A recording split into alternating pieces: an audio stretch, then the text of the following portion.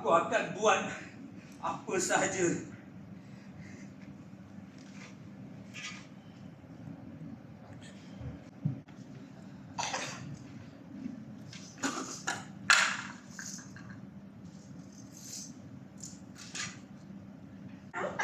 Terima kasih, Koci-Koci.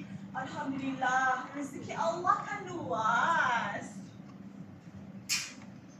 Rezeki haram juga luas. Tapi lubang kubur sempit. Tung! Kami Jabatan Anti Rasuah. Buka pintu ni. Okey, bila kena ni. Terima kasih semua. Tung!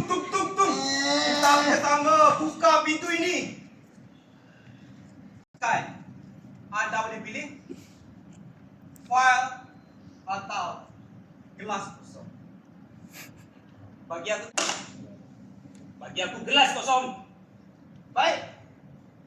Kali tak ada. Bos, gari tak ada, bos. Habis tu, apa yang ada? Bila jangan risau. Abang akan balik. Ya? Abang,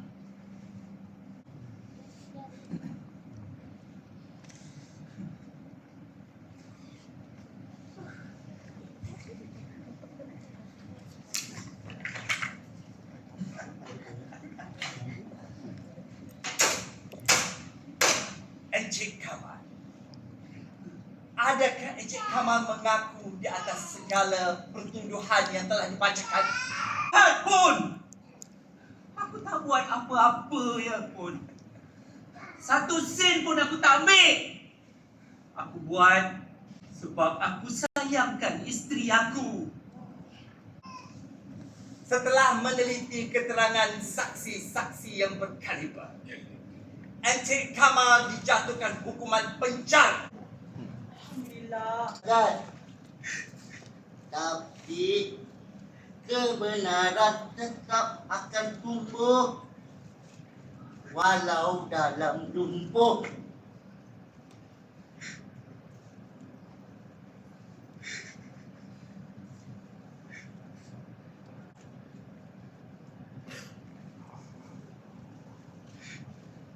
Sekarang aku sedar dalam penjara dunia ni yang batil tak nampak salah, yang hak jadi bahan jelaka.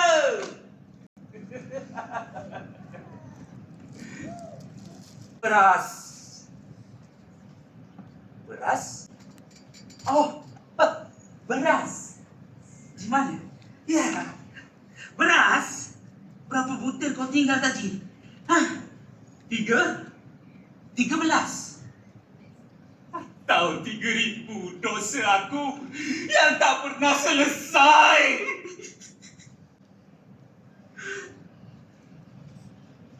Beras ni siapa punya? Kau punya? Aku tak kerja, Mila.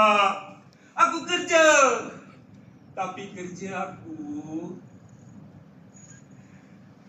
bukan untuk kenyang. Kerja aku kerja bersih. Jam. Bersih sangat kau ni. Oh, kau bukan Nabi. Kotor sikit-sikit tak apalah. Aku tak pernah buat kotor.